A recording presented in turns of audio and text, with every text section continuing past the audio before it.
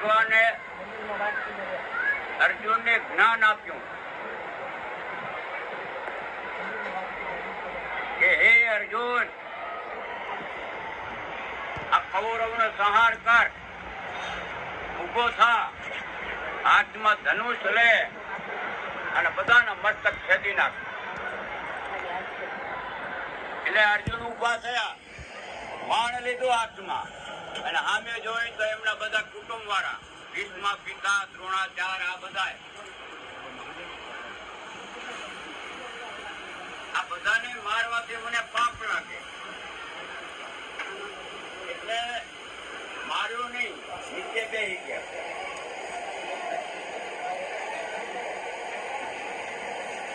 નીચે બેસી ગયા એટલે ભગવાનને કીધું, નીચે કેમ બેસી ગયો?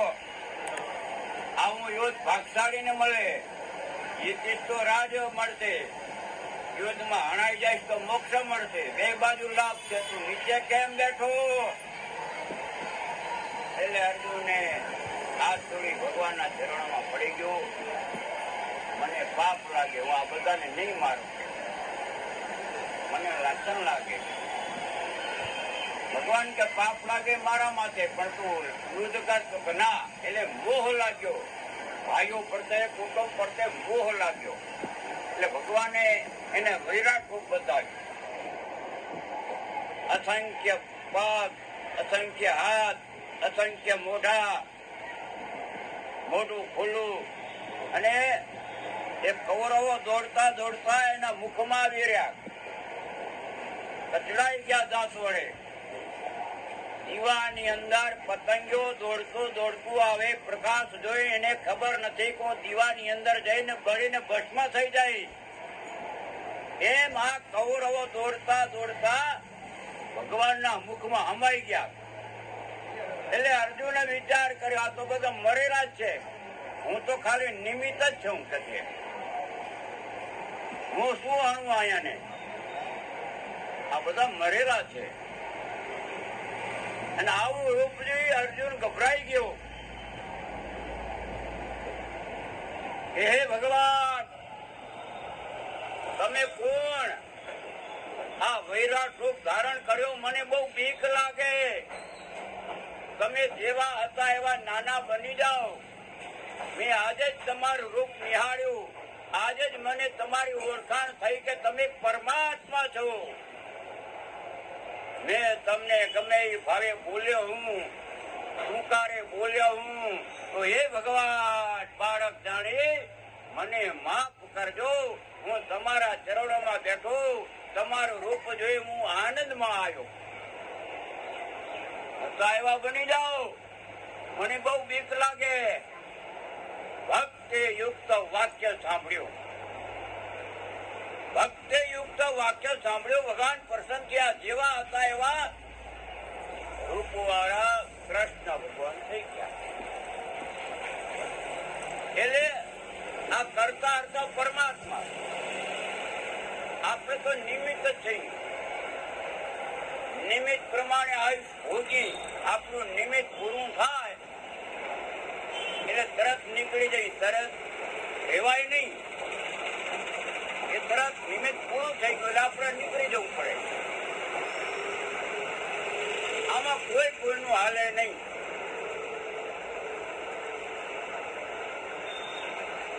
પ્રેમથી ભગવાનને સ્મરણ કરો, ભગવાનની સ્તુતિ કરો. એ જ દુઃખ આપનારું છે અને એ જ દુઃખ કાપનારું છે. દુઃખ દુઃખ મનમાં ના આણીએ, હેતે હરિના ગુણ ગાઈએ. આ બધું ઘણું બધું મારે કહેવાનું હોય, પણ હવે સમય નહીં એટલે માતમ વાંચી લો.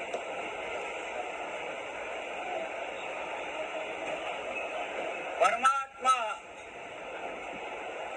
વિનતાના પુત્ર ગરુડને કીધું કે હે વિનતાના પુત્ર ગરુડ, મેં તને મારા મોઢેથી આ ગરુડ પુરાણ સંભળાવ્યું. એ એક ચિત્તથી સાંભળ્યું ને? ગરુડ કેવા લાગી ગયા.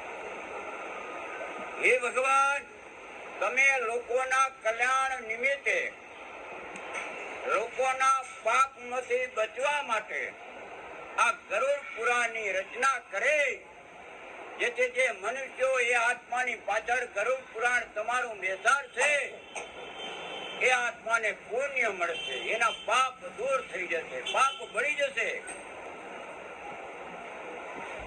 એવો આ ગરુડ પુરાણનો મહિમા, ભગવાનના મુખની વાણી. ભગવાન બોલે ને એનું વાહન ગરુડ સાંભળે.